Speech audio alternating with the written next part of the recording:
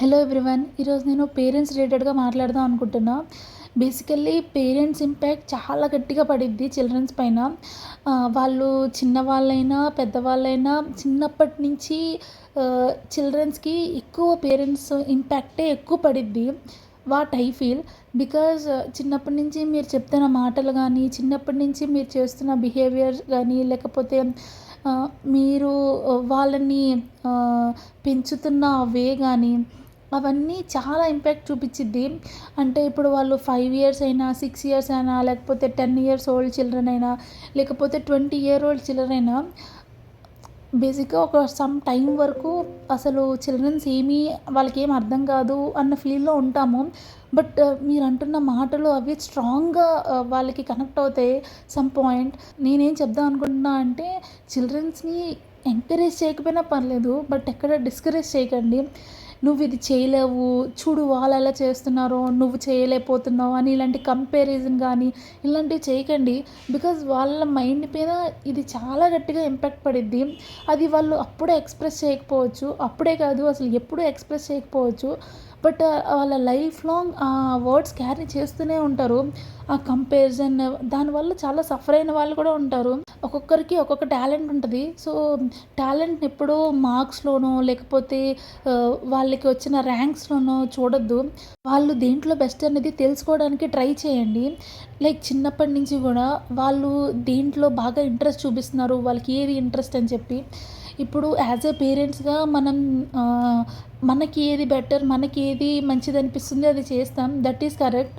Some percentage వరకు నేను దానికి అగ్రీ చేస్తాను. బట్ కొంచెం చిల్డ్రన్స్ పర్స్పెక్టివ్లో కూడా ఆలోచించాలి. నిజంగా దానికి తను ఇంట్రెస్ట్ చూపిస్తున్నాడా, తనకి నిజంగానే ఇష్టమేనా, మనం ఏమైనా ఫోర్స్ చేస్తున్నామా, మన వల్ల తను జాయిన్ అవుతున్నాడా అని చెప్పి. బికాజ్ ఇప్పుడు జనరేషన్లో చూస్తున్న పేరెంట్స్ వాళ్ళకి స్విమ్మింగ్ చేయాలని ఉంది బట్ చేయలేకపోయారు, నేర్చుకోవాలని ఉంది నేర్చుకోలేకపోయారు అని చెప్పి చిల్డ్రన్స్ని వాటిల్లో జాయిన్ చేయడం, వాళ్ళని నేర్చుకోమని చెప్పడం.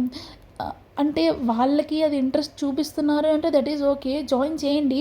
వాళ్ళకి అసలు దాని మీద ఎలాంటి ఒపీనియన్ లేదు అనుకుంటే జాయిన్ చేయొచ్చు.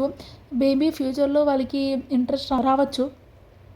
బట్ వాళ్ళకి అసలు ఇష్టమే లేదు, అసలు ఇంట్రెస్టే లేదు అన్నప్పుడు please don't force them.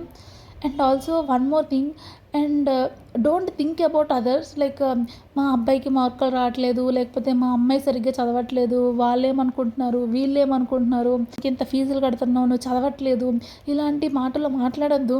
Because వాళ్ళ మైండ్లో నేను చదవాలి, నా కోసం నేను చదవాలి అన్నదానికైనా డాడీ ఫీజు కడుతున్నారు, మమ్మీ కష్టపడుతుంది, దానికోసం చదవాలి అని చెప్పి ఎప్పుడు చదవకూడదు.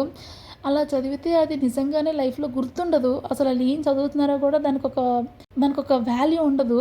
సో వాళ్ళకి ఇంట్రెస్టెడ్గా వాళ్ళే చదువుకోవాలి.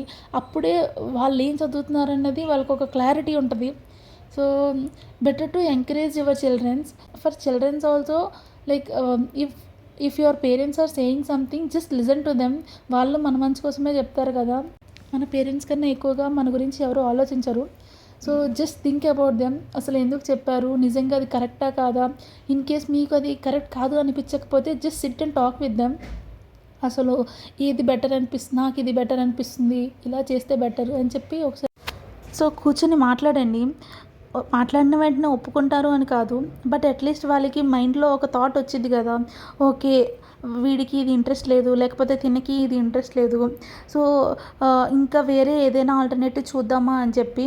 సో ఐడియల్గా కూర్చోవడం కన్నా అట్లీస్ట్ ఎక్స్ప్రెస్ చేయడం బెటర్ అని చెప్పి నా feeling. That is all. Thank you.